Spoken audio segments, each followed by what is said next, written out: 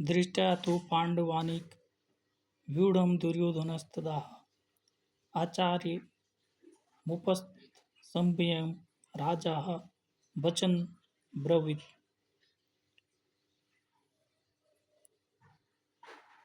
संजय ने कहा, हे राजन, पांडुपुत्रों द्वारा सेना की चक्रव्यूह रचना देखकर राजा दुर्योधन अपने गुरु के पास गया और उसने ये शब्द कहे। अब आप जो इस समय देख रहे हैं ये गीता का द्वितीय श्लोक है और इसमें धृतराष्ट्र अपने मंत्री संजय से पूछता है कि युद्ध भूमि में क्या क्या हो रहा है, तो उसका व्याख्यान संजय उनको करता है और संजय ने कहता है कि हे राजन, पांडुपुत्रों द्वारा सेना की चक्रव्यूह रचना देखकर राजा दुर्योधन अपने गुरु के पास गया और उससे ये शब्द कहे। धृतराष्ट्र जन्म से ही अंधे थे। दुर्भाग्यवश वह आध्यात्मिक दृष्टि से भी वंचित था। वह यह भी जानता था कि उसी के समान उसके पुत्र भी धर्म के पालन में अंधे हैं और उसे विश्वास था कि वे पांडवों के साथ कभी भी समझौता नहीं कर पाएंगे, क्योंकि पांचों पांडव जन्म से ही पवित्र थे और फिर भी उसे तीर्थ स्थान के प्रभाव के विषय में संदेह था। इसलिए संजय युद्ध भूमि की स्थिति के विषय में उसके प्रश्न के मंतव्य को समझ गया। अतः वह निराश राजा को प्रोत्साहित करना चाह रहा था। उसने उसे विश्वास दिलाया कि उसके पुत्र पवित्र स्थान के प्रारंभ में आकर किसी प्रकार का समझौता करने नहीं जा रहे हैं। उसने राजा को बताया कि उसका पुत्र दुर्योधन पांडवों की सेना को देखकर तुरंत अपने सेनापति द्रोणाचार्य के वास्तविक स्थिति से अवगत कराने गया। यद्यपि दुर्योधन को राजा कहकर संबोधित किया गया तो भी स्थिति की गंभीरता के कारण उसे सेनापति के पास जाना पड़ा। अतः दुर्योधन राजनीतिज्ञ बनने के लिए सर्वथा उपयुक्त था, किंतु जब उसने पांडवों की चक्रव्यूह रचना देखी तो उसका यह कूटनीतिक व्यवहार उसके भय को छिपा न सका।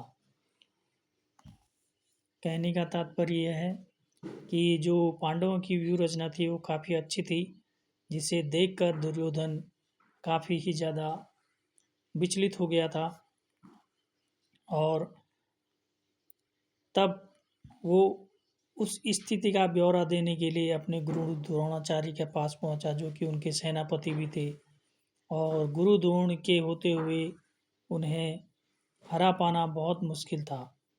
तो इस तरह से हमारा जो गीता का द्वितीय श्लोक है ये पूरा होता है। पश्येताहं पांडु पुत्राणामाचार्य महति चूमस व्यूढ़ां द्रुपदपुत्रेण तौ विशिष्येण धीमता। हे आचार्य, पांडुपुत्रों की विशाल सेना को देखें, जिसे आपके बुद्धिमान शिष्य द्रुपद के पुत्र ने इतने कौशल से व्यवस्थित किया है। कहने का मतलब यह है कि जब दुर्योधन द्रोणाचार्य के पास जाता है तो उनसे कहता है कि हे आचार्य, जो पांडुपुत्रों ने इतना बढ़िया कौशल दिखाया है और इस तरह से सेना को सुसज्जित किया है, जिसमें कि आपका शिष्य द्रुपद के पुत्र इतने कौशल से व्यवस्थित किया है। अर्थात उनके जो सेनापति थे वो द्रुपद थे, जिन्होंने कि पांडवों की सेना को बहुत ही अच्छी तरीके से सुसज्जित किया था। तात्पर्य यह है, परम राजनीतिज्ञ दुर्योधन महान ब्राह्मण सेनापति द्रोणाचार्य के दोषों को इंगित करना चाहता था। अर्जुन की पत्नी द्रौपदी के पिता राजा द्रुपद के साथ द्रोणाचार्य का कुछ राजनीतिक झगड़ा था। इस झगड़े के फलस्वरूप द्रुपद ने एक महान यज्ञ संपन्न किया, जिसमें उसे एक ऐसे पुत्र की प्राप्ति होने का वरदान मिला जो द्रोणाचार्य का वध कर सके। द्रोणाचार्य इसे भलीभांति जानता था, किंतु जब द्रुपद का पुत्र धृष्टद्युम्न युद्ध शिक्षा के लिए उसको सौंपा गया तो द्रोणाचार्य को उसे अपने सारे सैनिक रहस्य प्रदान करने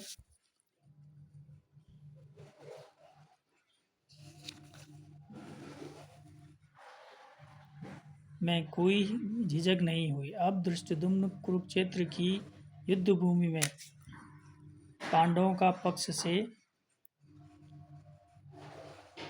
रक्षा और अपने द्रोणाचार्य से जो कला सीखी थी उसी के आधार पर उसने यह चक्रव्यूह की रचना की थी। दुर्योधन ने द्रोणाचार्य की इस दुर्बलता की ओर इंगित किया, जिससे यह युद्ध में सहज रहे और समझौता न करे। इसके द्वारा वह द्रोणाचार्य को यह भी बताना चाह रहा था कि कहीं वह अपने प्रिय शिष्य पांडवों के प्रति युद्ध में उदारता तो न दिखा बैठे। विशेष रूप से अर्जुन उसका अत्यंत प्रिय शिष्य, तेजस्वी शिष्य था। दुर्योधन ने यह भी चेतावनी दी कि युद्ध में इस प्रकार की उदारता से